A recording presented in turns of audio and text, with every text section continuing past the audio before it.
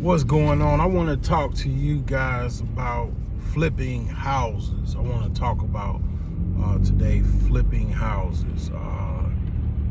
I was watching a video and I'm going through a lot of issues trying to, basically get my house ready to be, basically put on the market. And I'm still green. I think this is like this is my third house that I ever had, second house that I own.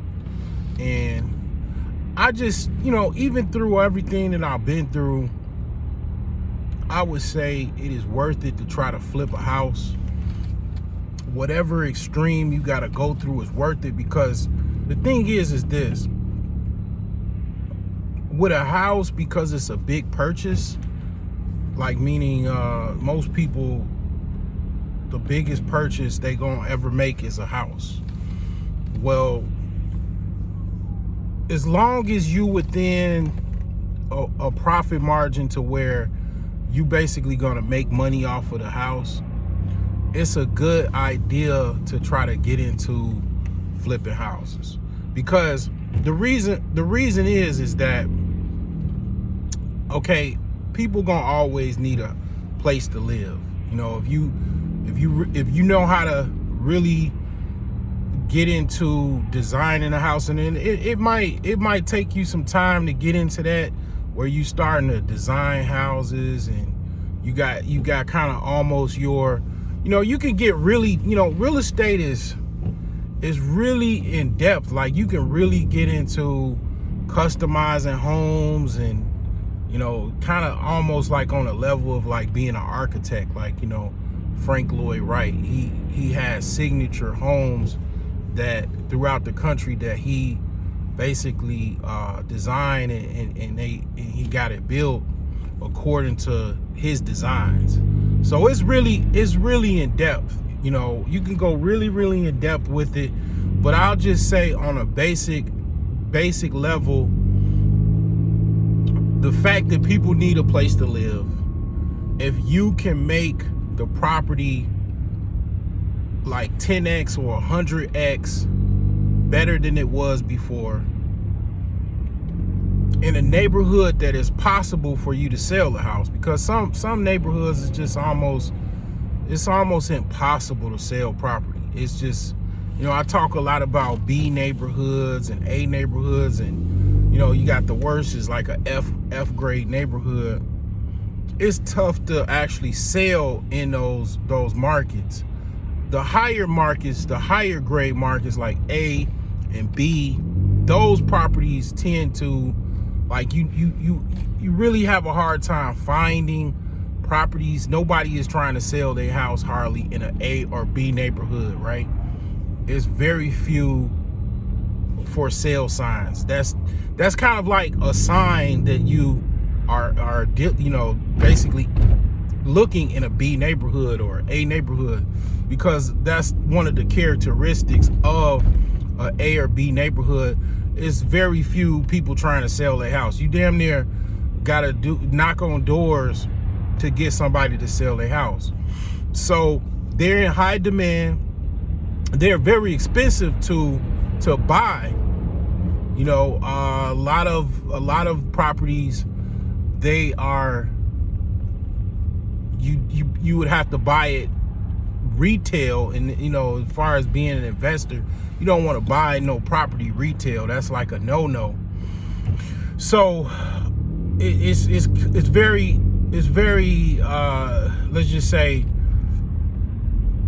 expensive to try to get properties in A and B neighborhoods. But I would say that that's the goal. That should be your ultimate goal, to get properties in higher grade neighborhoods. But to start, basically, like, most people start in probably between C and F neighborhoods, because it's a price point that is affordable. Like, A and B neighborhoods are expensive neighborhoods. Let's just say it.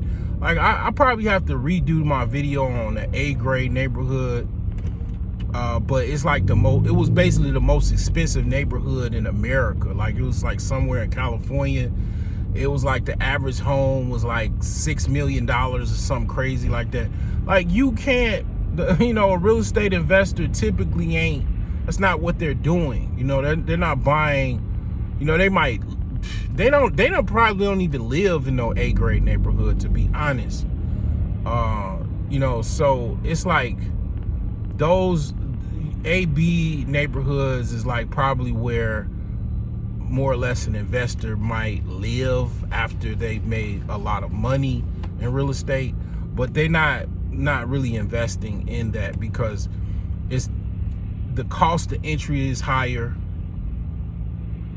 you know, and it's just a lot of cost involved in that where it's just very high, and it's possible to make money, but a lot of people that are probably investing in, it's not even probably, but most people that are investing in A and B neighborhoods they already are rich. You know, they already are probably, you know, seasoned investors and stuff like that. So a lot of times, again, like people like myself just starting out in real estate, trying to, you know, kind of get in where you fit in.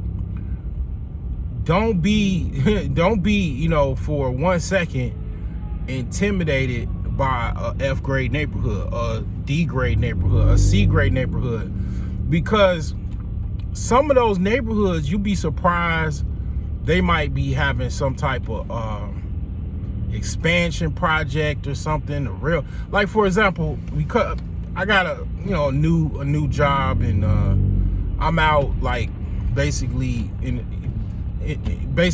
all around Chicago. So I'm seeing different neighborhoods. Like one of the worst neighborhoods on the south side of Chicago is Inglewood. Inglewood has a railroad expansion project that's going through. They're like basically building railroads. They're extending railroad lines. That's going to bring in, it's already, I'm seeing it. It's already bringing in gentrification in that neighborhood. It's you know, people are heavily real estate. It's a lot of real estate speculators in that particular part of Chicago, and people are slowly going to be pushed out of the neighborhood. Now, a lot of those people should be pushed out, you know, but that's what's going to happen. Now, people, you know, if you're intimidated by lower grade neighborhoods and you don't really have the money, you know, you might have to try to do something else. You might have to try to figure out, you might try to, you know, wholesale or do other things. Maybe go get your real estate license and actually be a broker or real estate agent, depending on your state. But, you know, back to flipping houses, I don't think you should be intimidated no matter how hard it is, because one of the good things about a decent market or a regular market, or basically let's just say a highly favorable real estate market, is that you're going to get all of that money that you put in that house, and you're going to make a profit off of that too. So by the time you sell your house, you probably, I mean, if you first starting out, if you do everything right, you know, hopefully right, you're going to have the most money in your bank account that you ever had. And this is one house. I'm talking about one house. You're going to have the most money that you ever had in your bank account ever in your life. Okay, I'm just, you know, talking about the average guy, average woman, whatever, just starting out in real estate, however it took them 5 years, 2 years, 5 months to fix and flip that property. You get your money back, and you know, whatever you sell the property, you know, ARV, you know, after repair value, whatever you sell that for, you get that plus your money back. So you getting profit on top of your investment. You know, you getting basically what is called ROI, return on your investment. You know, and that's a beautiful thing, man. You know, I'm driving home, and I just was watching a video, and I was like, man, let me talk about something out of the norm. Something that's financially related. This is a financial channel, but I talk about a lot of different things. But let me just kind of put things out there in case for the person that's on the fence or turned away, or feel or think that real estate is not for them, or fixing and flipping is impossible, it's hard, and blah blah blah. No, just a lot of times I try to think of things, and I try to definitely verbally express things like a kindergartner. You get your money back typically, in a reasonable market, or a highly reasonable market, and you get more money via profit off of the sale of the property. Some areas is difficult to sell property. Some are better than others. Typically what happens is you gonna scale, like say for example, you buy a property, if somehow or another, if great if you can buy it for cash. If you can't buy it for cash, you use some type of private money, or you use some type of money, credit cards, whatever. You buy that property, get it fixed up. It takes you about, let's say, a year to 2 years. You put that property on the market, it sells. Let's say you paid 50 grand for it. It sells for 120,000. You got your $50,000 back. Thank you, I'll take that. Then you got 70 that you made off of the sale of the property, and you'll take that. Now you do have to set aside some money for taxes. You gotta probably need to consult some type of real estate tax attorney, or some type of accountant, that is very highly knowledgeable about real estate, of course. And basically that money, you take that, and then you try to go buy another property, maybe in a better neighborhood, better part of town, whatever. 2 properties, but you got to keep in mind though, you buy 2 properties, you gonna probably eat up most of your budget for renovations if you buy that 2 properties. But because it's gonna be the same, kind of similar struggle that you had with the first one, as far as how long it's gonna take, and trying to get contractors and all of that. But if you were able to do it just like you did the first house, you buy 2 properties instead of 1. You fix up both of those 2 properties, and let's just hypothetically, for number references, just make the same numbers. You basically had to buy the property for 20 grand. They're 20,000 each, and you had to put $30,000 in each of them. That's basically roughly about 100 grand. 100 grand. You only have about $20,000 left. After that 100 grand, you might, you gotta consult a tax accountant. You might not have to worry about taxes, because you just took that money from that first property sale and you put it right back in the economy, right back into real estate. And then you sell that house, you sell both houses for the same thing. Say it's in the same neighborhood, to make it understandable and realistic. You sold those properties for $120,000 each, basically. So now you got $240,000 that you never had before, because you flipped real estate. Now I'm not gonna say too much more I just want you to just think about that. I know it's a lot of variables involved. It's very difficult. It's like one of the most home renovations, or renovating a house, is one of the hardest things that I've ever done in my entire life. And I'm almost 50 years old, so it is very, very challenging. The primary challenge is, or let's just say in business, is called the pains of business. The pains. What pains you, right? The pain is you basically don't have the capital a lot of times. And in my case, capital was definitely a serious problem. And that problem gets resolved actually when you flip more houses, when you buy more houses and get more money. You eventually get to the point where, if you do everything properly, it's called, there's money management involved. You take that money, you pay off all of your debts, you get your credit straight, you use credit cards, you pay all of those down, and so your credit will go up, and you probably most likely will qualify for more credit, so you'll have more credit lines that you can utilize.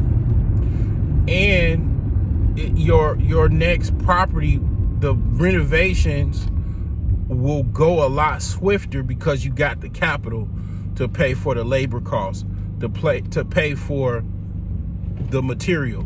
So when it comes to houses, it's a couple variables. It's time, it's labor, and material, and also capital. Those are like the four main things when it comes to real estate. The main, I would say, the hardest thing for most people is capital. A lot of people complain about labor because most people are not, some people are more handy than others. I myself am a lot more handy than the average person, but here's the thing, I'm human. I don't necessarily have that much energy all the time. I don't be wanting to do everything all of the time. Even if I can do it, you gotta understand, it takes a lot of energy. Labor is like, energy times, or mass, or all kind. It's a formula for energy. And I'm not saying like E equals MC squared or nothing like that. It's like energy plus skill level, you want to say.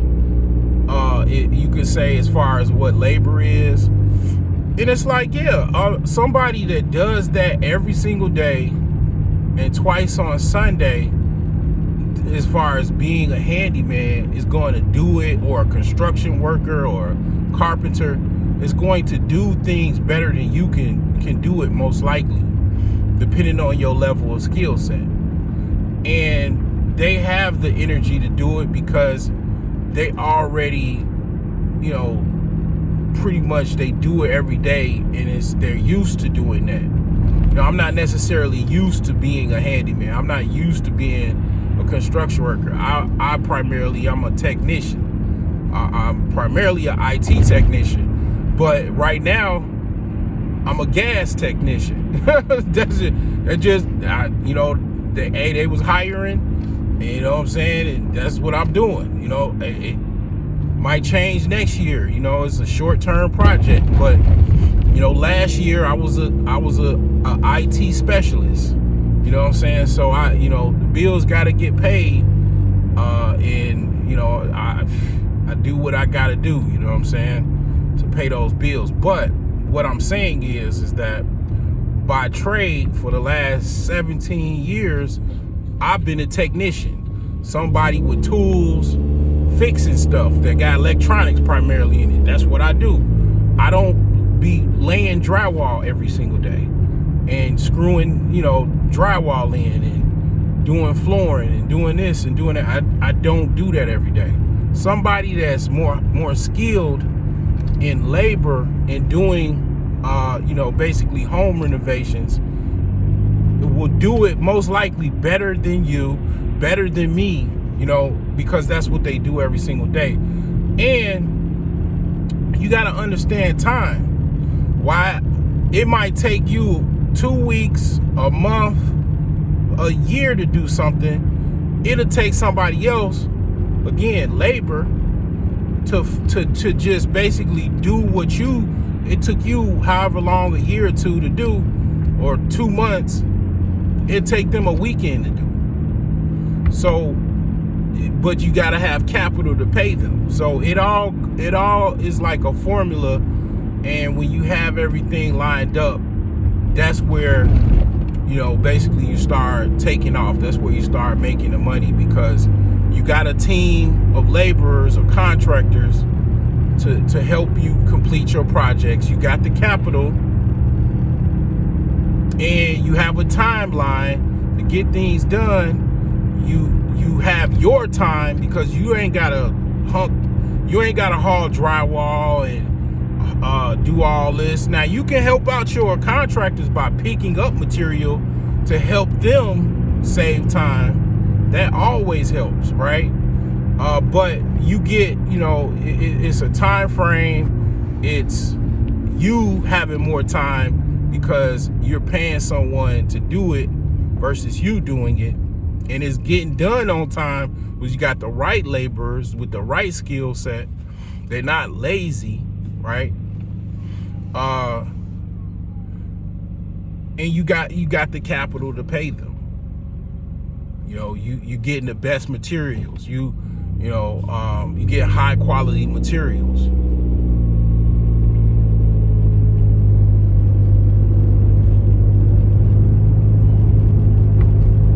So, I mean, those are the things that like make everything flow. The hardest part, in my opinion, for me doing this for the years I've been doing it, is capital. Like, most startups, most companies, the issue, the barrier, the pains is not having enough capital, right? Or burning through capital, right? So regardless of what the pains are, I'm gonna just say, from my experiences and how rough and all of the things that I've done dealing with, my project, and probably continuously, it's not done. It's still ongoing. I believe it's gonna be worth it. I believe it's worth it now. You should just, try to think about how you can invest into real estate, how you can flip properties. A lot of people just don't know where to start. I can probably help you. I mean, you gotta, reach out to me, or, just basically check out some of my videos. I have my contact info in the description. I don't respond to scammers and all of that type of stuff. So, that's just not something I do. I do have a consultation on my blog, on my website, brokegeniuses.com. I can definitely guide you in the right direction. But I would say don't just think about it and just like give up, mid thought and believe that you can't do it. You'll be surprised what a tax return can do, or some savings, depending on where you are. Even no matter where you are, you can invest in different parts of the country. At the time I bought my property, I wasn't living where my property is. I was living in a different state. I was living in Illinois. I bought my property in Indiana. Now I'm in Indiana working on my property. So you can be out of state, and buy some property in a different state. Don't be intimidated. You probably are going to be like, if you did try to embark on this journey, if you already have, you already know, it's not going to be that many people that you can talk to. It's not going to be many people that is doing what you're doing, because you got to understand, this game, or this particular lane is really like it's associated with the rich. A lot of the rich, this is what they do. Most people are not rich. Most people are not even really trying to be rich, other than scratching off a lottery ticket, playing a lottery ticket or whatever. That's what all of they're trying to do. They're not trying to buy real estate and fix it up and flip it. And then you got people that are more, you got people that have good credit, good credit scores, good capital. They have capital even. They're not doing it. And it's millionaires. It's guys 20 years old that become millionaires, 19 years old, 18 years old, and they're buying properties and renting them out with Airbnb and all kind of other stuff. And it's like, meanwhile, somebody's 55 years old, they have all of these viruses in their head that they can't do it. They can't. Real estate is, you hear all of this stuff because people are brainwashed, watching people and listening to other people or whatever, that they think that, the market is, the interest rates is messed up, the mortgage rates are messed. People need a place to live constantly. People don't want to live outside. They don't want to be homeless. They don't want to live with their parents. They're looking for property. People are constantly looking for property. You have other investors that are looking for property. They're looking for a property to, for whatever reason, rent out to somebody. It could be just regular traditional rent, Section 8, whatever. They got nurse housing or, private housing, whatever they're going to use the property for, that's what they're looking for. So,